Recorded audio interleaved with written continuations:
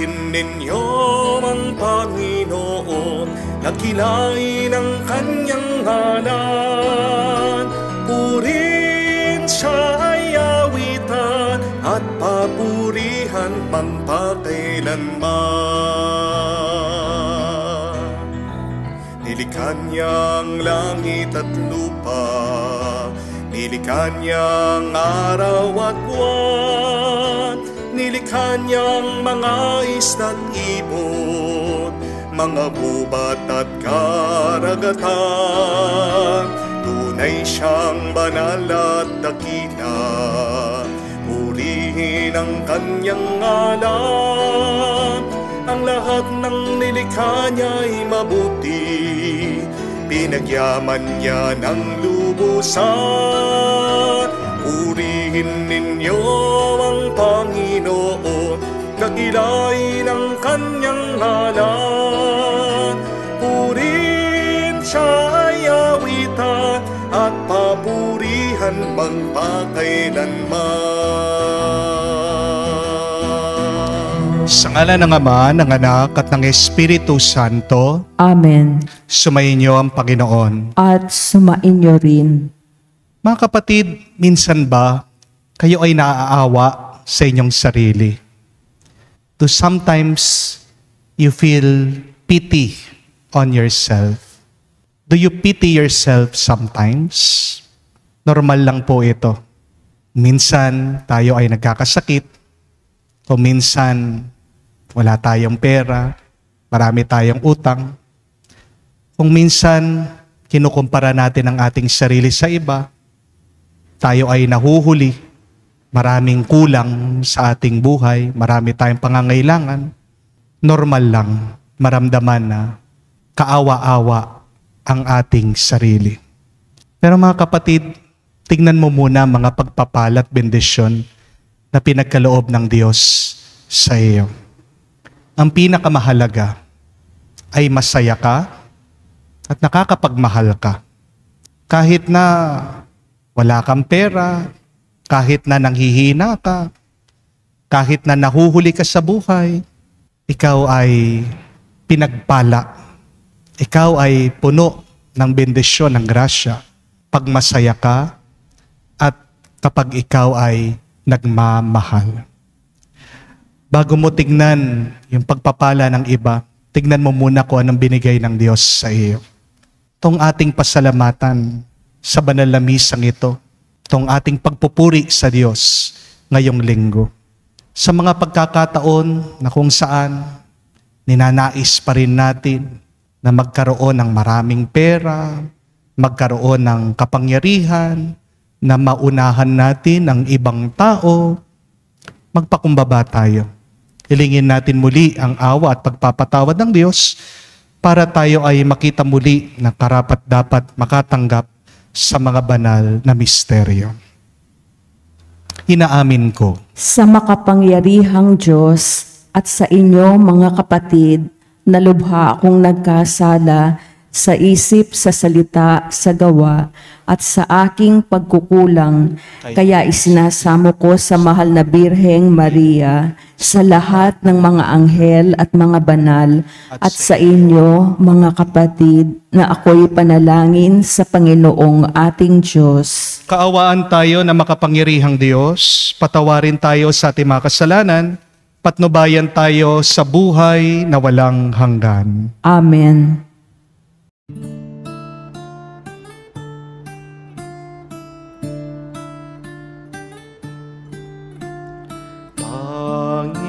Panginoon, maawa ka. Panginoon, maawa ka.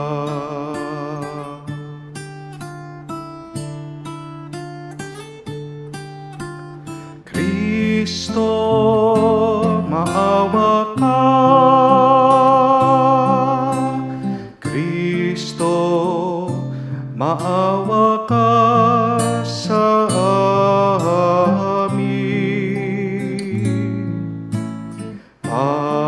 Panginoon, maawa ka. Panginoon,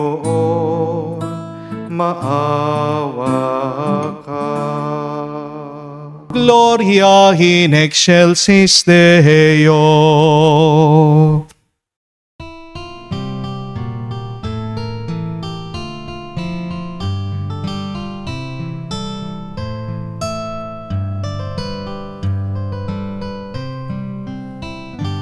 Luwalhati sa Diyos sa kaitaasan,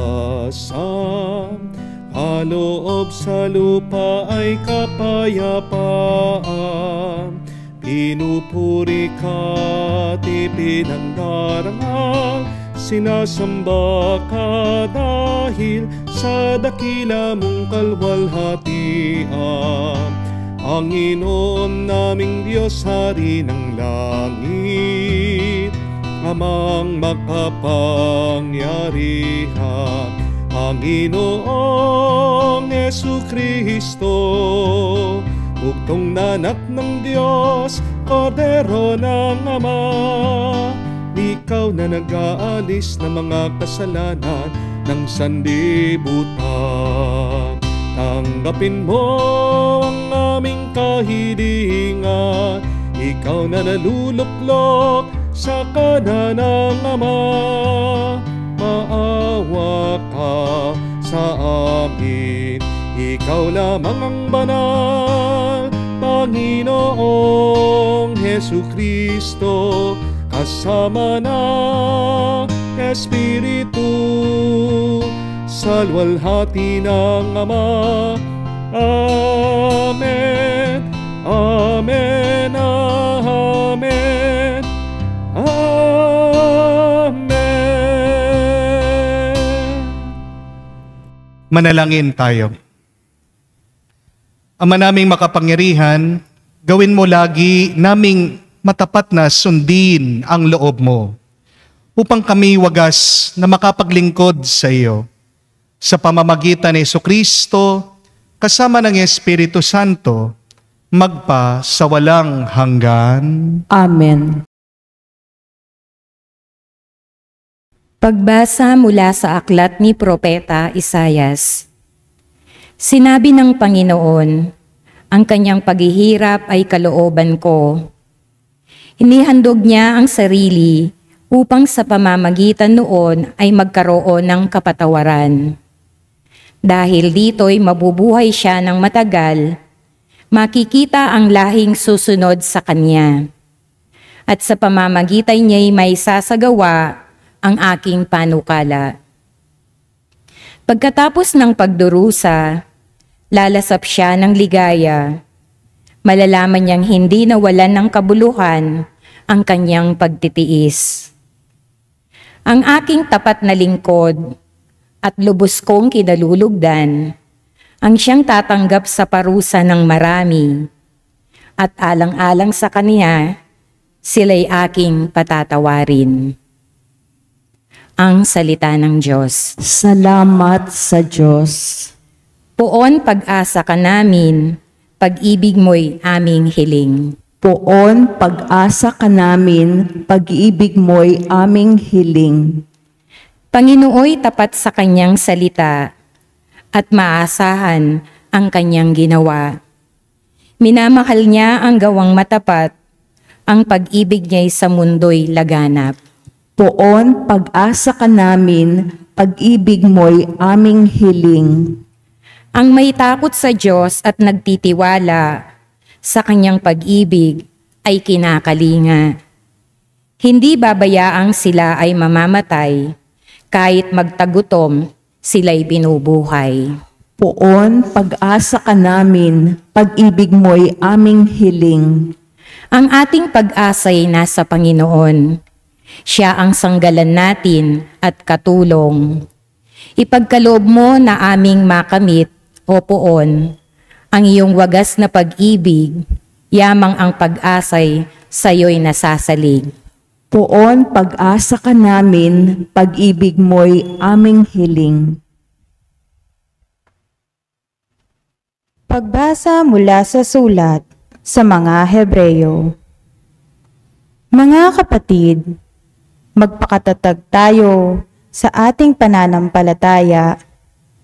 yamang mayroon tayong dakilang saserdote na pumasok sa kalangitan sa harapan ng Diyos. Walang iba kundi si Jesus na anak ng Diyos. Ang dakilang saserdote nating ito ay nakakaunawa sa ating mga kahinaan, sapagkat sa lahat ng paraay tinukso siya tulad natin. Ngunit hindi nagkasala. Kaya't huwag na tayong mag-atubiling lumapit sa trono ng mahabaging Diyos, at dooy kakamtan natin ang habag at kalinga sa panahong kailangan natin ito. Ang salita ng Diyos. Salamat sa Diyos.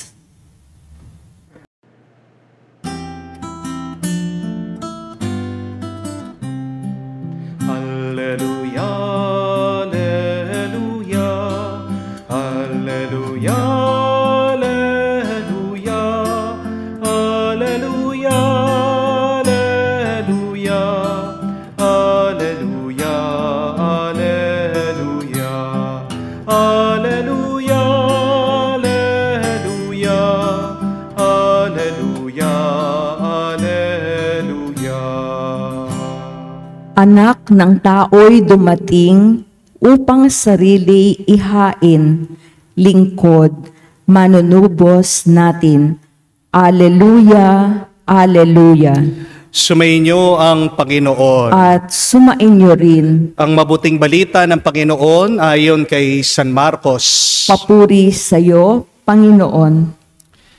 Nung panong yun, lumapit kay Jesus sina Santiago at Juan, mga anak ni Zebedeo. At ang sabi, Guro, may hihilingin po sana kami sa iyo. Ano yon? Tanong ni Jesus. Sumagot sila, sana'y makaupo kami katabi ninyo sa inyong kaharian, isa sa kanan at isa sa kaliwa.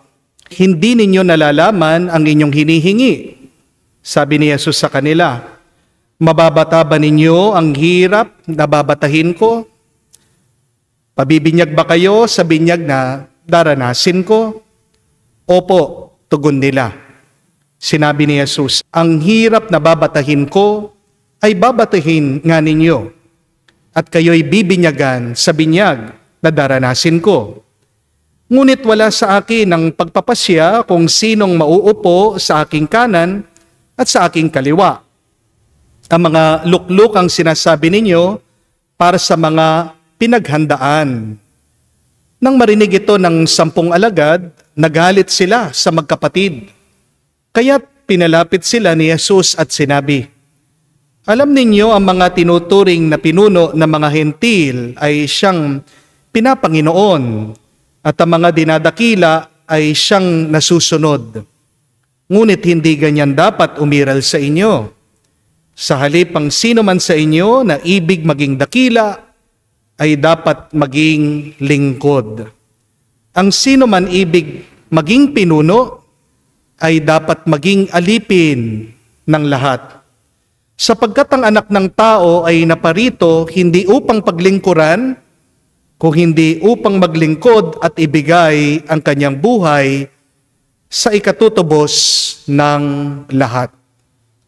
Mga kapatid, ang mabuting balita ng Panginoon. Pinupuri ka namin, Panginoong Hesukristo. Magandang araw po muli sa inyong lahat and a happy Sunday po sa inyong lahat. Pwede po ba natin pakigreet ang bawat isa? Happy Sunday! Bakit ko po ba palaging sinasabi bawat linggo na Happy Sunday? What is happy about every Sunday? Dalawa lang po. Unang-una, pag Sunday, pinapaalala sa atin na tignan natin ang sun, S-U-N, ang araw. It is a Sunday, ang araw ng araw.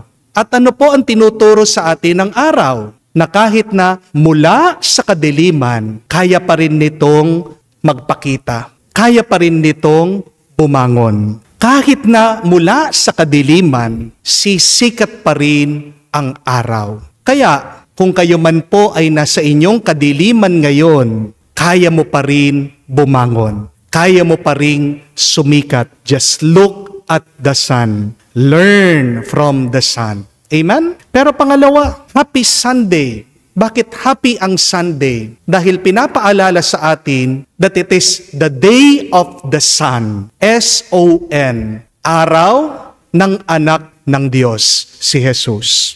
At ano po ang nangyari noong first Sunday, Easter Sunday? Mula sa kanyang kamatayan, bigla siyang nabuhay. Ito ay nangyari dahil sa kapangyarihan ng Diyos.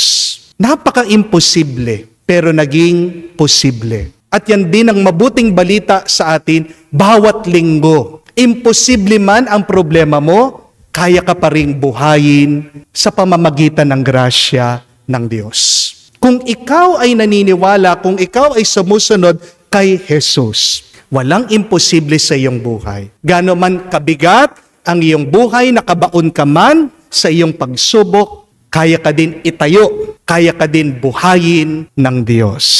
It is the day of the sun. Impossible it may seem, but with God's grace, nothing is impossible. God can do all for you. Amen?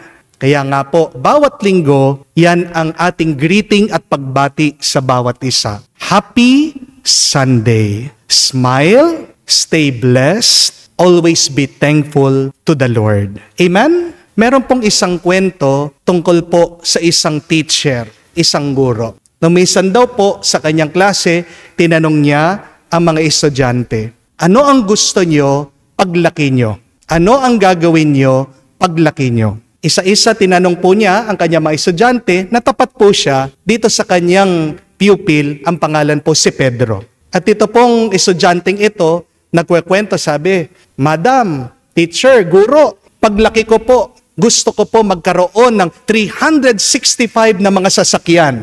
Isang sasakyan bawat isang araw. Paglaki ko po, gusto ko magkaroon ng 10 jet para kahit saan ako po ay makakabisita, kahit saan ako po ay makakapunta. Gusto ko po magkaroon ng 10 mga mansyon. Gusto ko po magkaroon ng 100 bank accounts. Gusto ko po magkaroon ng maraming mga damit. Gusto ko po magkaroon ng bilyon na pera. Nagsawa daw po itong teacher. Sinabihan siya, Pedro, hindi naman essay ang hinihingi ko sa iyo. Isang tanong, isang sagot. Ano bang gusto mo paglaki mo? Madam, gusto ko pong maging mayaman. Di tapos, sabi po ng teacher.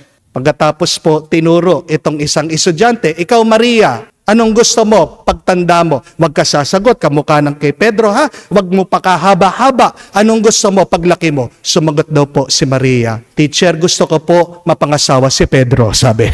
Gusto ko pong yumaman. O di ba? Ganyan po ang mga bata ngayon, matatalino, wais na. Pero sa pagtatanong-tanong ng teacher, nakarinig po siya ng mga iba't ibang sagot. Isa gusto maging piloto, isa gusto maging artista, isa gustong maging teacher, isa gusto maging businessman, isa gusto maging politiko, isa gusto maging pare. Pero po natapat itong teacher sa isang estudyante niya, ang pangalan po ay si Juan. At tinanong ng teacher, Juan, anong gusto mo pagtanda mo? What do you want to be when you grow up? At sumagot daw po itong si Juan pagkatapos niyang mag-isip, sabi niya, Teacher, gusto ko po pagtanda ko maging masaya. I want to be happy when I grow up. At ito pong teacher napakamot, sabi, Juan, hindi mo yata naiintindihan ang tanong. At bigla daw po sumagot si Juan, sabi niya sa teacher niya, Teacher, baka hindi niyo po naiintindihan ang buhay. O nga naman po, mga kapatid, tayo kaya, naiintindihan kaya natin ang buhay? Ano talaga ang tunay na mahalaga sa buhay? Yun lang bang maging mayaman? Yun lang bang maging sikat, maging tanyag? Yun lang ba magkaroon ng kapangyarihan? Ang dami po sa atin ng ganyan, nagkakamali. Sa napakaiksi na panahon ng ating buhay dito sa mundo, hinahabol natin yung mga bagay na hindi naman natin madadala sa susunod na buhay. Ano ba talaga ang pinakamahalaga sa ating buhay dito sa mundo? Ang maging mayaman, ang maging sikat, ang maging makapangyarihan? Marami sa atin Ito ang gusto sa buhay. Pero ang tanong, naiintindihan ba natin kung ano ang tunay na mahalaga sa buhay? Sa Ebanghelyo narinig po natin ang kwento tungkol dito sa dalawang magkapatid, mga apostol ng ating Panginoon, si Santiago at si Juan. Nais daw nila na umupo isa sa kaliwa, isa sa kanan ng ating Panginoon pagdating ng kanyang kaharian. Ano talaga ang gusto nila? Anong ibig sabihin nung dalawang upuan na yon? Kapangyarihan. Gusto nilang magkaroon ng kapangyarihan. Dahil pag meron kang kapangyarihan, magagawa mo ang gusto mo. Pero, ang pagkakaroon ba ng kapangyarihan, yan ba ang tunay na mahalaga dito sa buhay na ito at sa susunod na buhay? Is having power and greatness really the most important thing in our life? Para po kay Jesus, may mas mahalaga pa po kaysa sa kapangyarihan at kadakilaan. Ano po ito? First, fulfillment is more important. Ang pagiging ganap, ang pagiging masaya, yan ang mas mahalaga kaysa sa kapangyarihan at kadakilaan. Ano po ang sabi ni Jesus sa Ebanghelyo ni San Juan? Dumating siya para tayo ay bigyan ng buhay at buhay na umaapaw. Aanuhin mo ang kadakilahan, aanuhin mo ang kapangyarihan kung hindi ka naman masaya.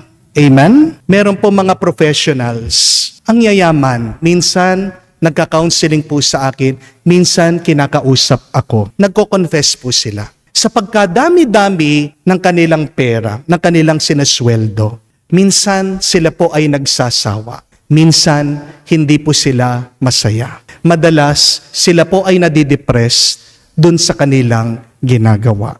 It is true that a job should not only pay you, but your work should fulfill you. Please remember that. Aanuhin mo ang trabaho kung hindi ka naman talaga ginagawang masaya nito. Amen? Ang trabaho na walang binibigay na saya sa iyo ay isang parusa.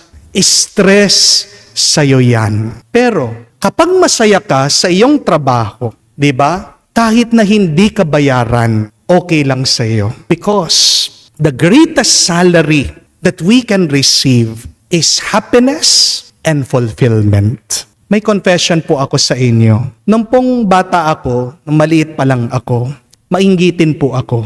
Saan po ako naiinggit? Sa mga mayayaman. Kapag nakakakita po ako ng malaking bahay, magandang bahay, nasasabi ko po sa sarili ko, sana ganyan yung bahay namin. Pag nakakakita po ako ng pamilya, nakasakay po sa magandang sasakyan, nasabi ko, sana may maganda at bago din kaming sasakyan. Naiinggit po ako sa mga kaklase ko dati dahil ang gaganda ng kanilang mga cellphone. Habang yung akin po cellphone, second hand lang po. Kung hindi po ito paglulumaan ng aking tatay na nagtatrabaho, hindi man po ako magkakaroon ng cellphone. Pero ngayong pong pari na ako, ngayong pong naririnig ko yung problema ng mga mayayaman, I tell you, wala po dapat tayong kainggitan sa kanila. Alam ko po yung pinagdadaanan ng mga ibang mayayaman.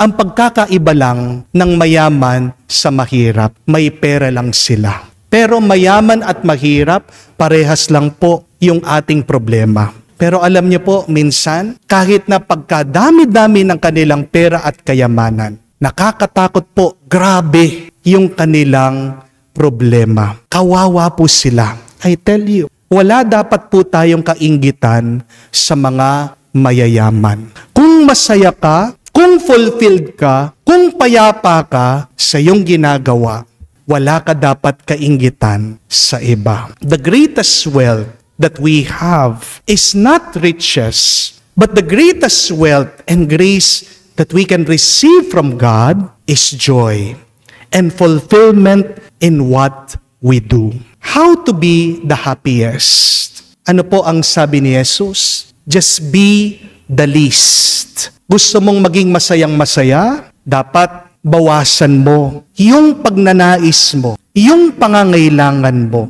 Dahil pag wala kang masyadong kailangan, marami ang matatanggap mo. Because when you are the least, you will also have the least problems. Amen? Pagkakaunti ang nais mo, kakaunti din ang problema mo. Kaya nga, masasabi mo, masayang-masaya ka. But the more that you have, the more that you desire, the more problems and challenges and difficulties you will have in your life. Ang mabuting balita, ang mga may pinakakaunti, sila daw po ang merong mga pinakamaraming tuwa at saya sa kanilang buhay. The least that you have, the more peace that you will also have in your life. So, the first important thing in our life is, if you want to be great, then strive to be fulfilled, strive to be happy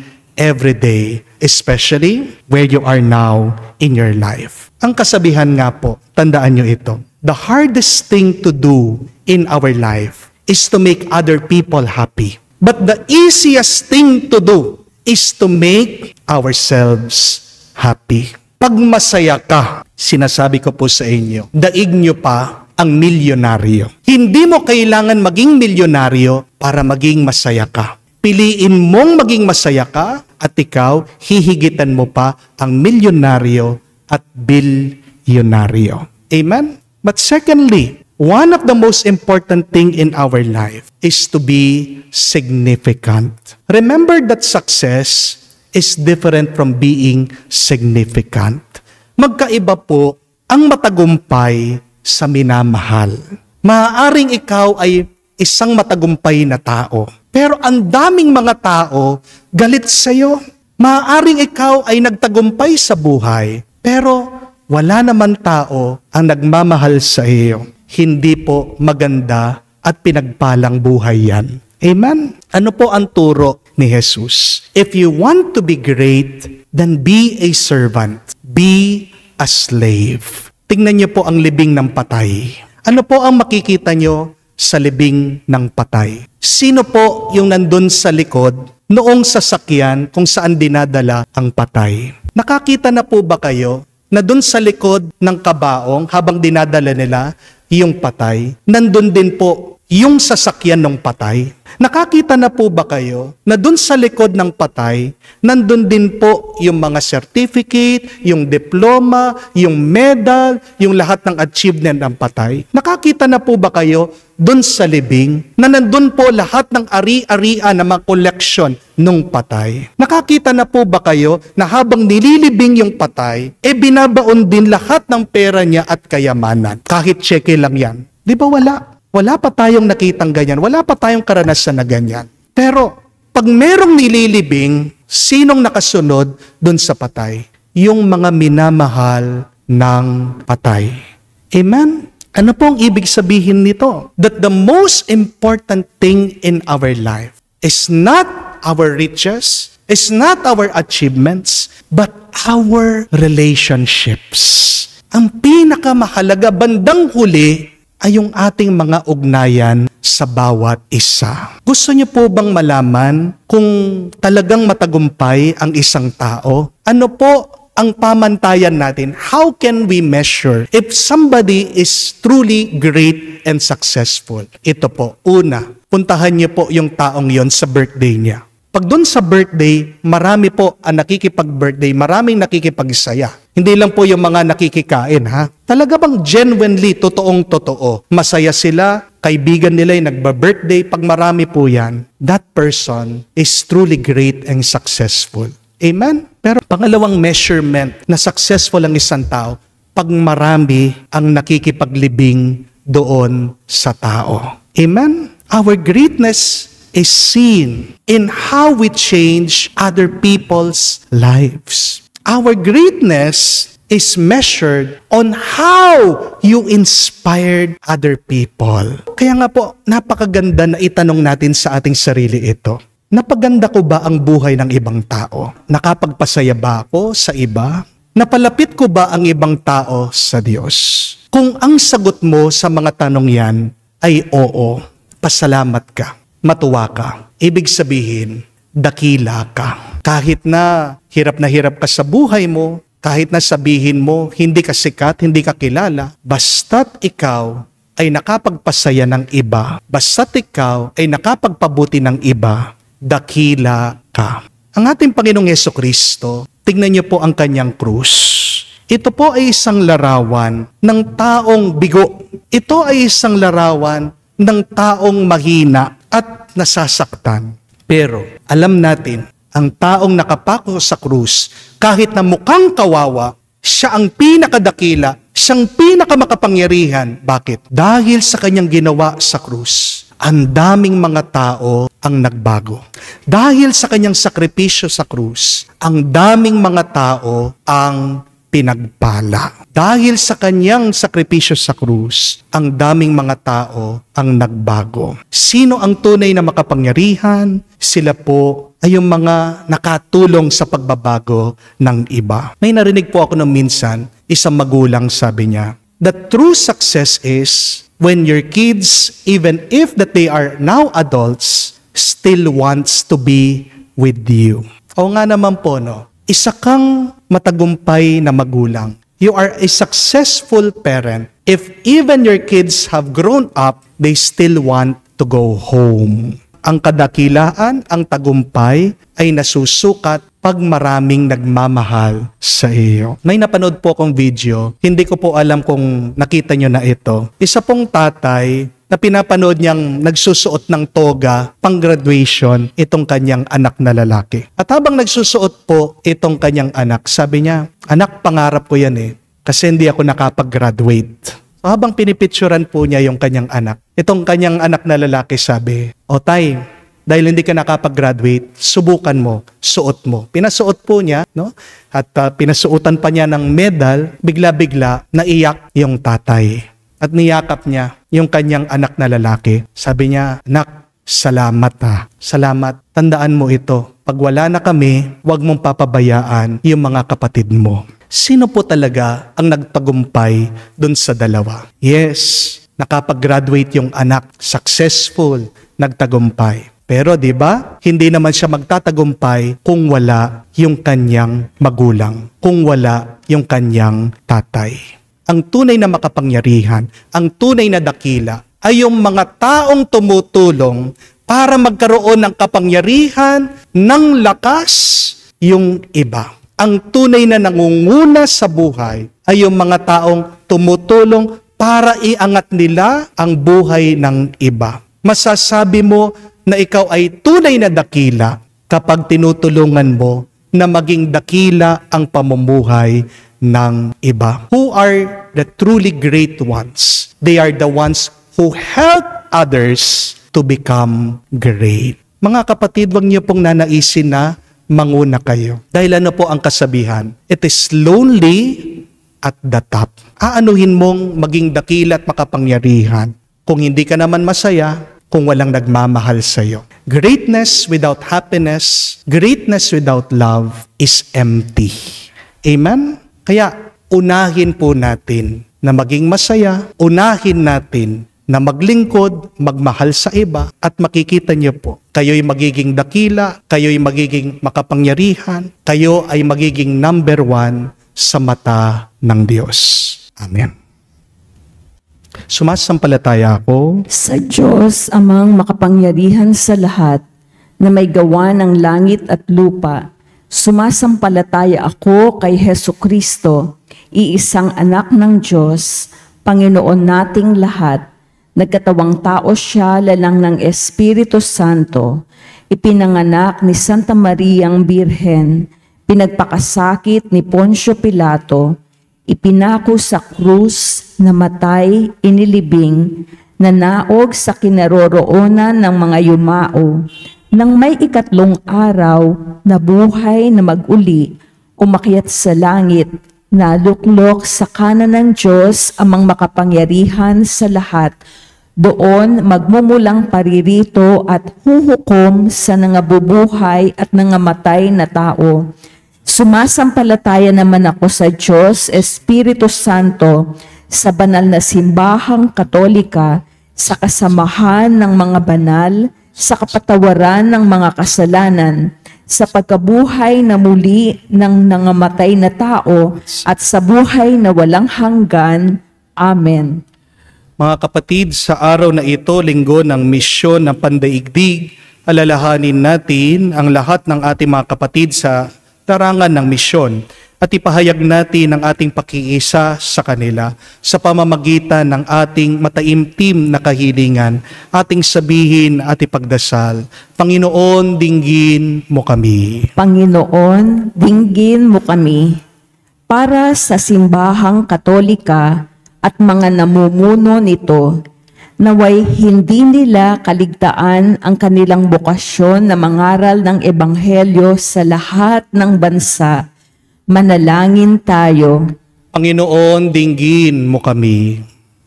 Para sa lahat ng relihiyoso at laikong hinirang ng Diyos upang maging misyonero, naway tugunan nila ang kanilang bokasyon ng may buong katapatan. Manalangin tayo. Panginoon, dinggin mo kami.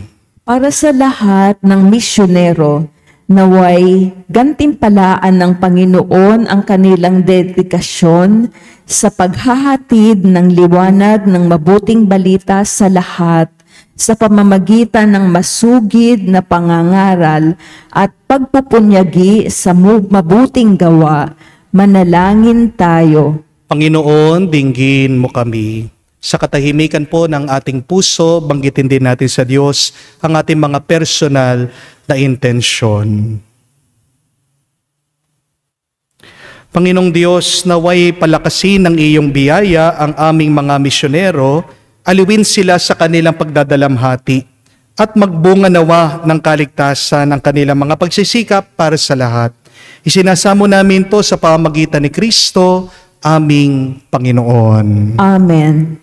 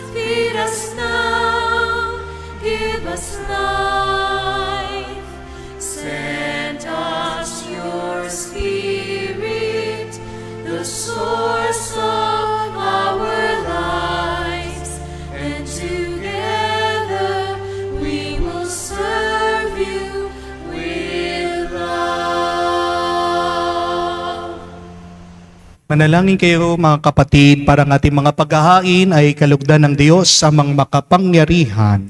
Tanggapin nawa ng Panginoon itong paghahain sa iyong mga kamay sa kapurihan niya at karangalan sa ating kapakinabangan at sa buong sambayanan niyang banal. Ama naming lumikha, ipagkaloob mong ikaw ang aming kusang mapaglingkuran sa paghahain namin ng mga alay ng iyong bigay, upang kami dalisayin ng iyong pagmamahal. Sa paglilingkod namin ngayong ginaganap, ang banal na pagdiriwang sa pamamagitan ni Jesucristo, kasama ng Espiritu Santo magpa sa walang hanggan. Amen. Sumainyo ang Panginoon. At sumainyo rin. Itaas sa Diyos sa inyong mga puso at diwa. itinaas na namin sa Panginoon. Pasalamatan natin ang Panginoong ating Diyos. Marapat na siya ay pasalamatan. Ama naming makapangyarihan, tunay nga marapat, ikaw ang aming pasalamatan. Ikaw ang lumikha sa tanan. Ikaw ang nagtakdang magkaroon ng gabi at araw, gayon din tag-init at tag-ulan. Ikaw ang humubog sa tao bilang iyong kawangis, na mapagkakatiwala ang mga siwa sa daigdig. Ikaw ngayon pinaglilingkuran ng pagganap na pananagutan ng iyong pinagtitiwalaan sa pamamagitan ng anak mong mahal. Kaya kaisa ng mga anghel nagsisiawit ng papuri sa iyo. Nang walang humpay sa kalangitan, kami nagbubunyi sa iyong kadakilaan.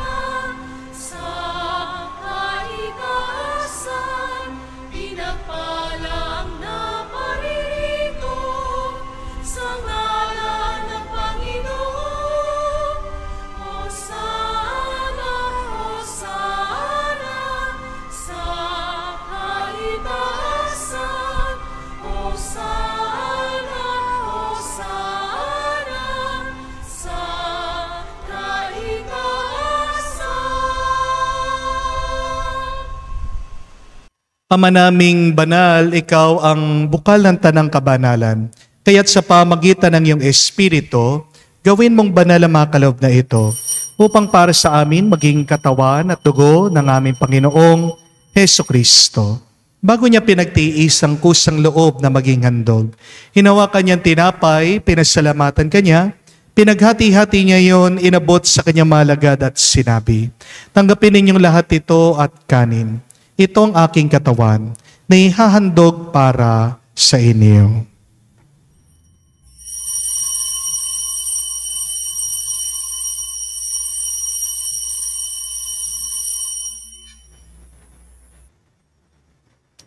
Gayon din naman na matapos ang hapunan, hinawakan niyang kalis, muli kanyang pinasalamatan. Inabot niya ang kalis sa kanyang malagad at sinabi, "Tanggapin ninyong lahat ito at inumin. Ito ang kalis ng aking dugo, ng bago at walang hanggan tipan, ang aking dugo na ibubuhos para sa inyo at para sa lahat, sa pagpapatawad ng mga kasalanan. Gawin ninyo ito sa pag-alaala sa akin."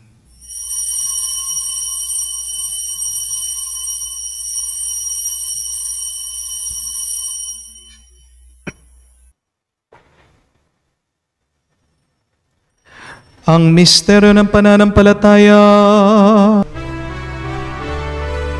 Aming ipinahayag na namatay ang iyong anak, nabuhay bilang Mesiyas at magbabalik sa wakas para mahayag sa lahat.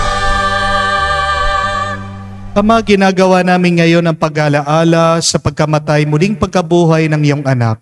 Kaya tinialay namin sa iyong tinapay nagbibigay buhay at ang kalis na nagkakalob ng kaligtasan. Kami nagpapasalamat dahil kami yung minarapat na tumayo sa harap mo para maglingkod sa iyo. Sinasamo namin kami magsalo-salo sa katawan at dugo ni Kristo ay mabuklod sa pagkakaisa sa pamamagitan ng Espiritu Santo. Ama, lingapin mong iyong simbahan laganap sa buong daigdig. Puspusin mo kami sa pag-ibig. Kaisa ni Francesco ang aming Papa, Florentino aming Arsobispo at ng Tanang Kaparian. Alalahanin mo rin ang aming mga kapatid na nahimlay may pag-asang muling mabubuhay. Gayon din naman lahat ng mga pumanaw, kawan mo't sila't patuloyin sa iyong kaliwanagan. Kawan mo't pagindapatin kaming lahat, makasalo sa iyong buhay na walang wakas. Kaisa na mahal na Birhen Maria, Ina ng Diyos, kaisa ng mga apostol, kaisa ni San Jose, kanyang maluwalhating esposo, kaisa ng mga apostol, lahat ng mga banal, na namuhay dito sa daigdig na kalugod-lugod sa iyo. May pagdiwang nawa namin ang pagpupuri sa ikararangal mo sa pamamagitan ng iyong anak aming Panginoong Hesu Kristo. Sa pamamagitan ni Kristo, kasama niya at sa Kanya, ang lahat ng parangal at papuri ay sa iyo, Diyos Ama, makapangyarihan, kasama ng Espiritu Santo, magpasawalang hanggan. Amen, amen, amen. Sa nakakagaling na utos sa turo ni Jesus sa Panginoon natin at Diyos, ipahayag natin ng lakas loob.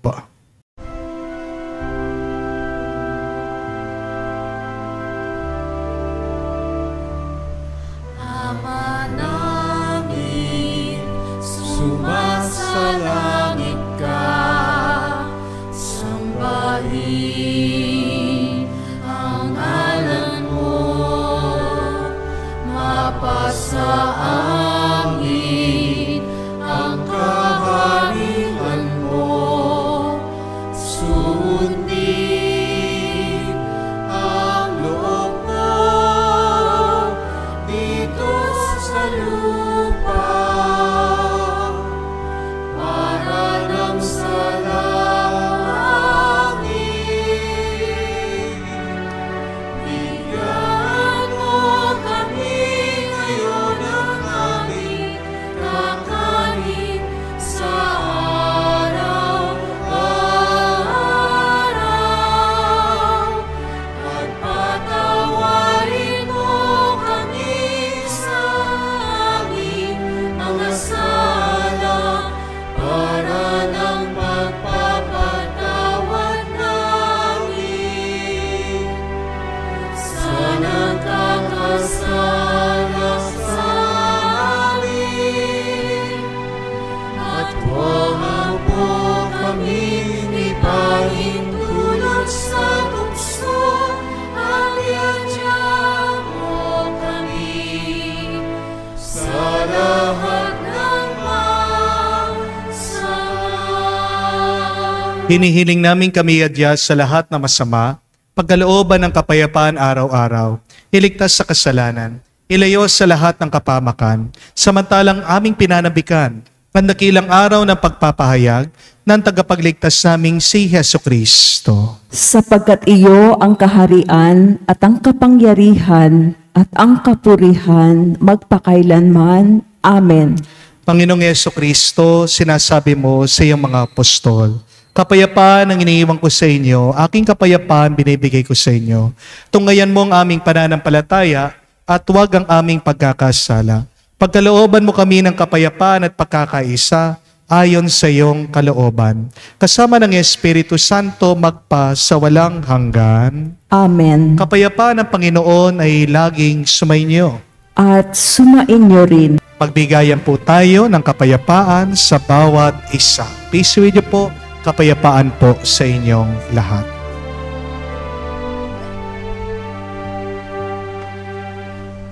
Kordero ng Diyos na nag-aalis ng mga kasalanan ng sanlibutan, maawa ka sa amin, maawa ka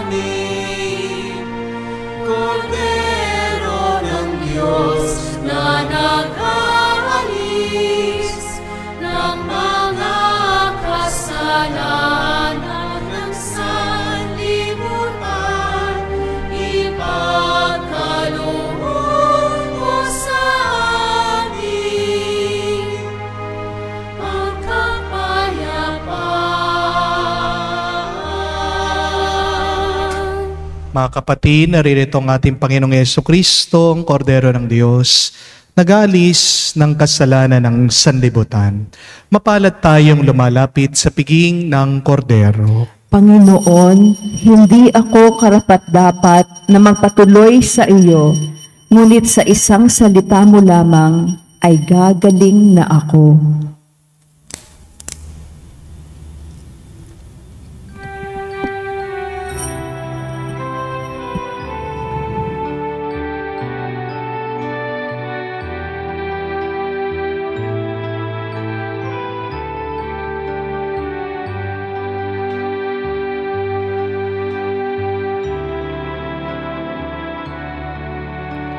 Alam mong pagkatao ko, wala akong matatago. Alam mong aking isipan, alam mo ang lahat ng ginagawa ko, O Diyos. Gabayan mo ko, Diyos, sa buhay na ito. Ilapit mo ako sa pagmamahal mo. Dalhin mo ko, Panginoon, sa kalangitan. Buhay kasama mo. Lumuhod po tayo ngayon para sa panalangin para sa mga may sakit. Panginoong Yesus, lumalapit po kami sa iyo ngayon upang idulog ang kagalingan ng mga may sakit. Haplusin niyo po sila at pagkalooban ng panibagong lakas upang sila ay muling makapaglingkod sa iyo. Patawarin niyo po sana sila sa kanilang mga kasalanan at pagkalooban din ng kagalingang pangkaluluwa. Sa katahimikan po ng ating puso, banggitin natin ang pangalan ng ating mga kapatid na pinagdarasal at hinihiling sa Diyos na sila ay pagalingin at makaranas ng kaginhawahan sa kanilang mga pangangatawan. Hinihiling namin to sa ngalan ni Kristo, aming Panginoon. Amen. Panalangin para sa mga OFW.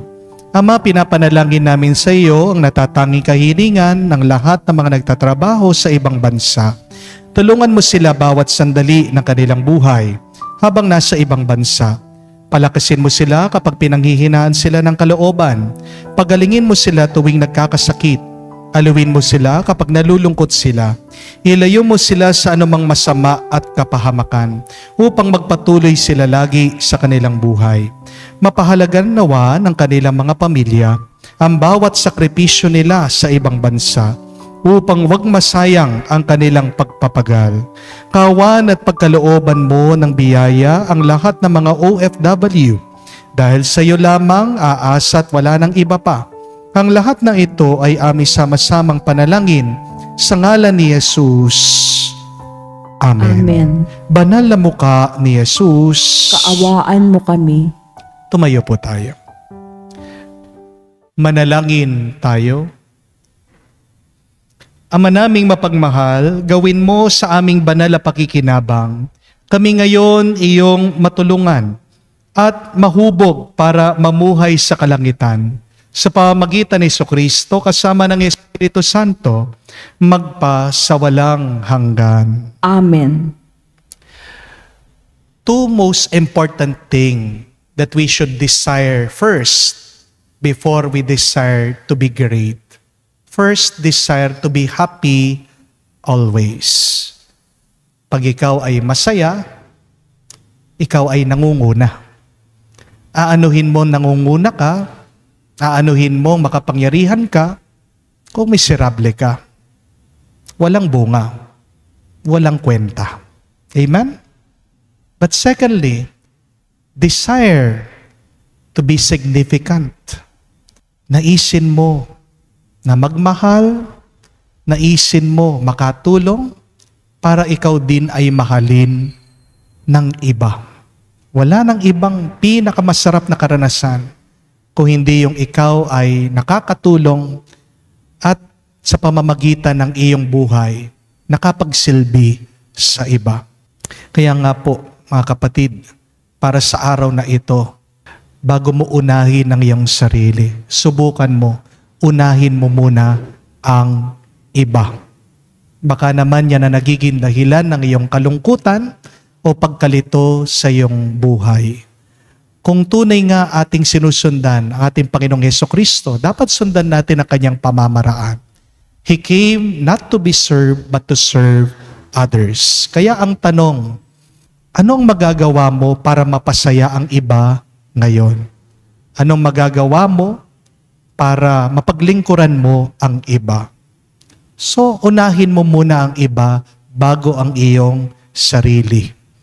Halimbawa na lang, sumasakay ka sa jeep, nakikipag-unahan ka dati. Paunahin mo naman ang iba. Kung ikaw ay kakain, nakapila ka, kahit isang space lang, paunahin mo naman yung nandyan sa likod mo. Ikaw ay nagmamaneho, paunahin mo muna yung sumisingit. Subukan niyo po na pag pinauna mong iba, nakikita yan ng Diyos. At huwag kang mag-alala, uunahin din ng Diyos ang iyong pangangailangan. Babasbasan at babasbasan ka niya sa kagandang loob mo at sa paglilingkod mo sa iba. So, by being the happiest, by being the most significant, by serving others, you will become the greatest in the eyes of others, but most especially in the eyes of God. Sumainyo ang Panginoon. At sumain niyo rin. At kayo ay basbasan ng Diyos, makapangyarihan sa lahat, sa ngalan ng Ama, ng Anak, ng Espiritu Santo. Amen. Ang ating misa ay natapos na. Humayo kayo sa kapayapaan ni Kristo. Salamat sa Diyos.